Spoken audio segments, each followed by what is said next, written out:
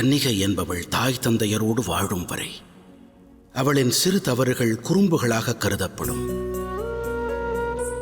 அதற்கு காரணம் உள்ளது.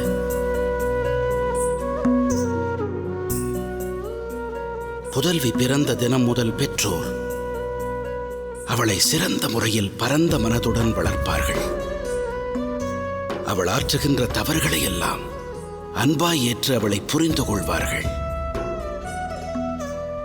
நாளடைவில் புதல்வியுடைய மனதிற்கு உகந்தவை யாது என்பதை அறியும் பெற்றவர்கள் அவள் விருப்பத்திற்கு ஏற்றவாறு வாழத் துவங்குவார்கள். பெற்றோரானவர் தம் புதல்வி ஆற்றுகின்ற எச்செயலையும் உயர்ந்த நற்செயலாகவே கருதுவார்கள். ஆனால் விவாகம் முடிந்த பின் கணவன் இல்லத்தில் உறவுகளை முதன்முறையாய் சந்திக்கும் வேளை அவள் குணமும் மனமும் பற்றி அங்கு எவரும் அறிய மாட்டார்கள். ஆகையால் வரன் மனையில் உன் செயல்கள் அனைத்தும் அறம் கொண்டதாய் விளங்க வேண்டும். அதன் வாயிலாக இல்லறம் சிறக்கும். அங்குள்ளோர் உன் மனதையும் குணத்தையும் புரிந்து கொள்வதற்கு சற்று அவகாசம் தேவை. அதை நீ அவர்களுக்கு அளிக்க வேண்டும். அங்குள்ள உறவுகளுக்கு சகலவித சகாயங்களும் செய்து உன் சுபாவம் உணர்த்த வேண்டும். நீ நல்மனம் கொண்டவள் என்று அவர் உள்மனம் அறிய வேண்டும்.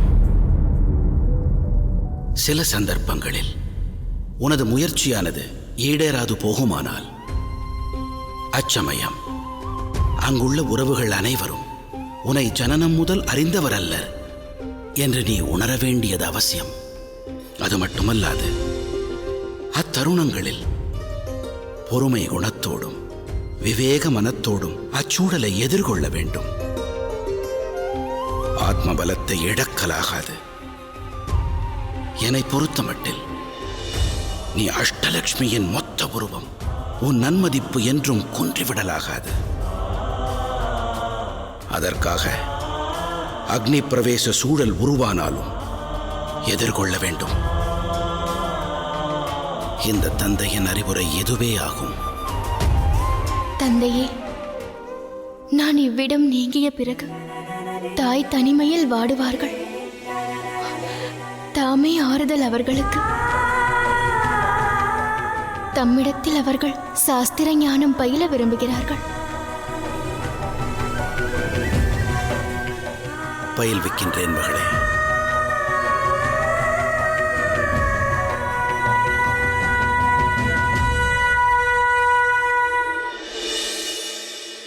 புறப்படும் நாள் அறிவிக்கப்படவில்லை. என்று இவ்விடம் வந்தடைவார்கள்? அரசர் ஜனகரின் நிலையைக் கண்டு அனைவரும் அனுதாபம் கொள்வார்கள். ஆனால் நம் மூவருடைய நிலையும் அனுதாபத்திற்குரியதல்லவா? அனுக்ஷணமும் ஒன்றை அறியவே மனமானது ஆவல் கொண்டிருக்கிறது. நம் புதல்வர்கள் நால்வரும் தம் மனைவியரோடு என்று இந்த அயோத்தி வந்தடைவார்கள்.